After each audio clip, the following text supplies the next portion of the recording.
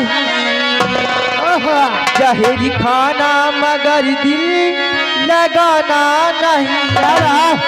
हुस्न वालों की गलियों में जाना नहीं।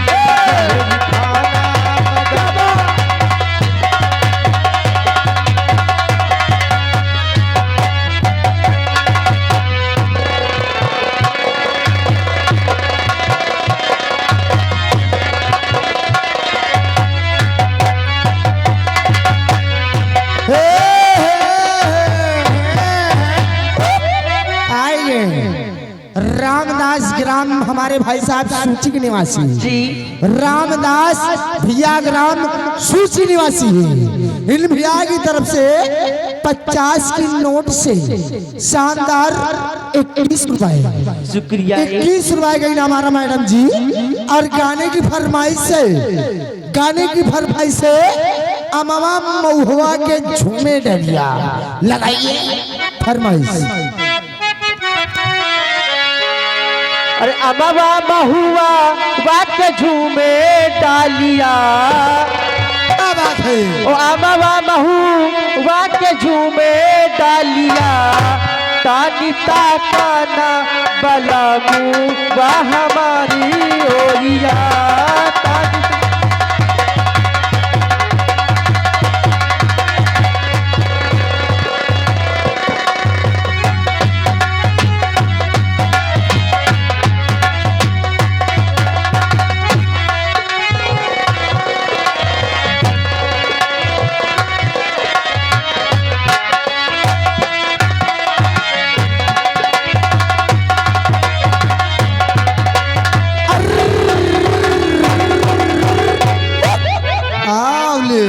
पकड़ो घासा घास आएंगे मैडम जी। रामदास भैया का राम सूची निवासी, इनकी तरफ से 11 रुपया फ्री इनाम आ रहा है। और गाना है, गाना पूरा होना चाहिए जो चल रहा है।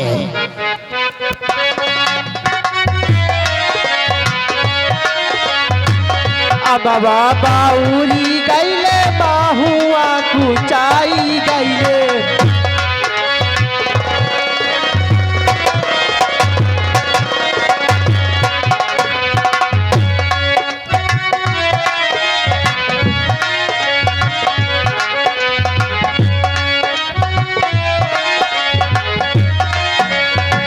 अमवा बाउली गईले बाहुआ कुचाई गईले।